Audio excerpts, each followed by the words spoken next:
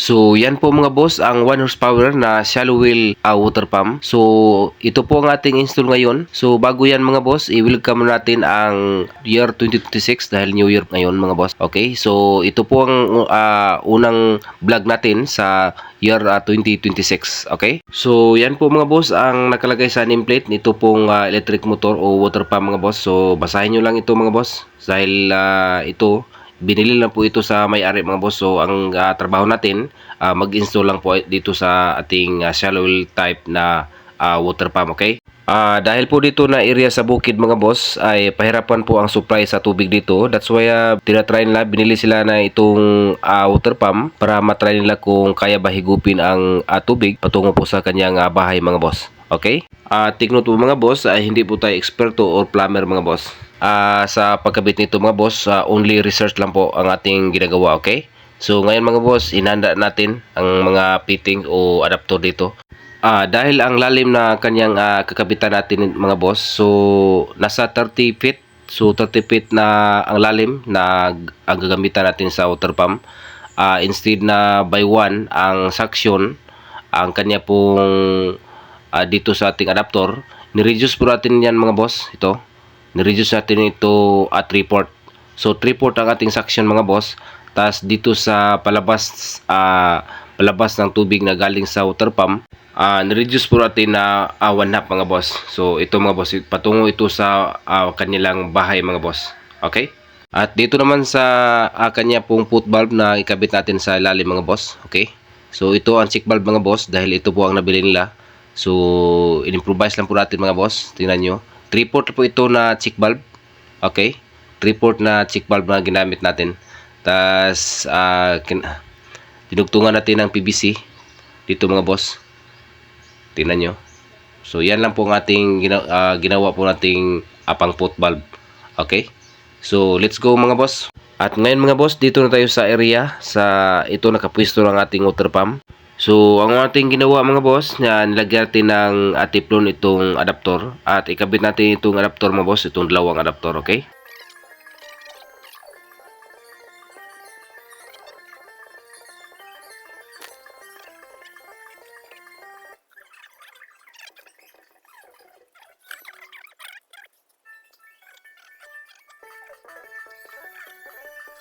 So next gawin natin mga boss, itong foot valve natin na ginawa natin kanina na 3/4 at dinugtungan natin ng PVC na 3/4 din.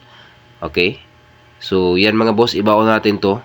So una nating ibaon mga boss, tingnan nyo itong dalawang PVC. So dalawang PVC may 20 feet no, dahil itong isang PVC nasa 10 feet ba o 10 feet ba itong ang length niya, ang haba niya. So tingnan nyo mga boss. So yan, ibaon natin to mga boss. Okay, so ang lalim nito mga boss nasa 30 feet. So dagdagan pa natin to ng isang length ng PVC na 3/4 mga boss. Okay, at ngayon mga boss, ibaon natin tong PVC.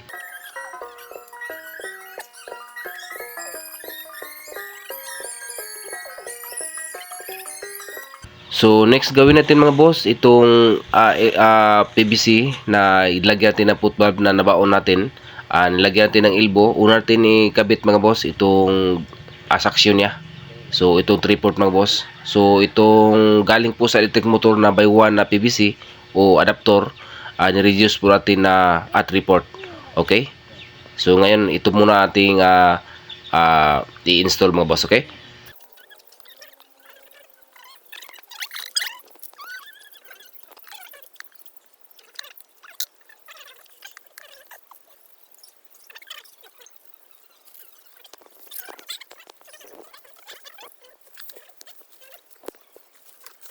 Okay, nakabit natin ang linya mga boss, itong suction ng ating water pump patungo po sa ilalim ng ating foot valve.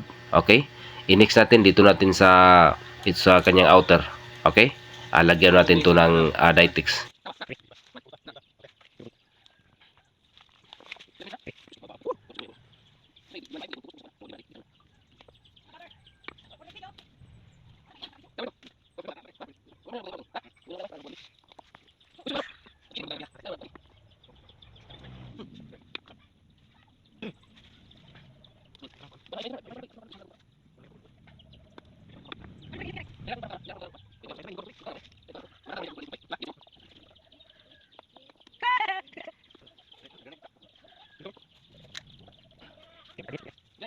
So, next gawin natin mga boss, nilagyan natin o dinugtungan natin ng wire, tapos nilagyan natin ng male plug. Ito pong linya o wire na galing po sa ating water pump mga boss. Okay?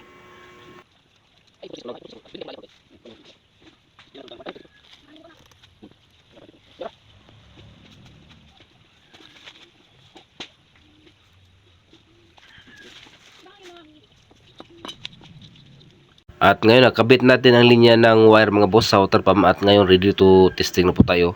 So, itong binuksan natin mga boss, before kayo mag-start o mapaandar rin yung electric pump, lagyan mo na ito ng tubig mga boss.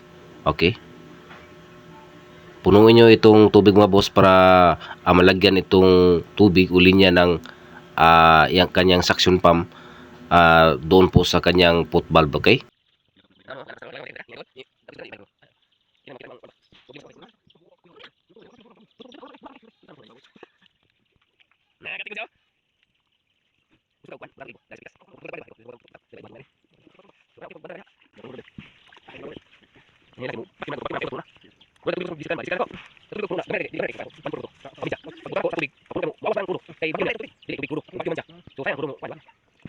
Okay, puno na po ng tubig mga boss. Pagkatapos nito, ibalik nyo itong takip o bolt mga boss. Okay?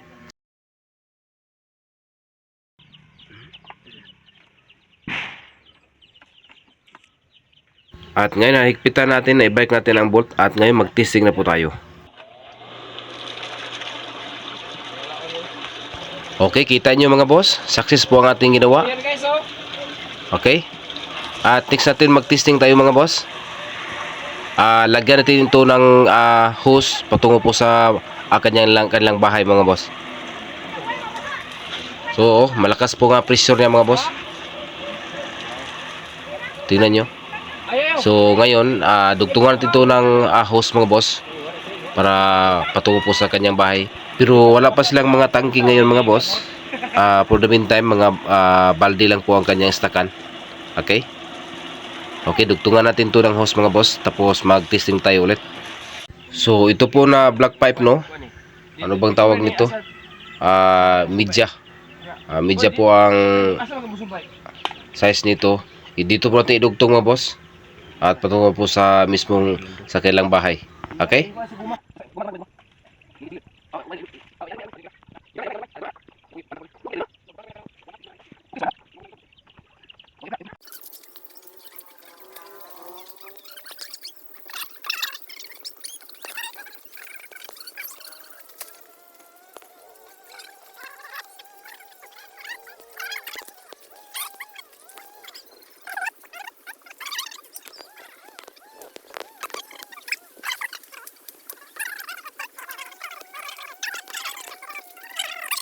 So okay, nakabit natin ang hose mga boss at ngayon ipakita ko sa inyo, mag-testing tayo ulit.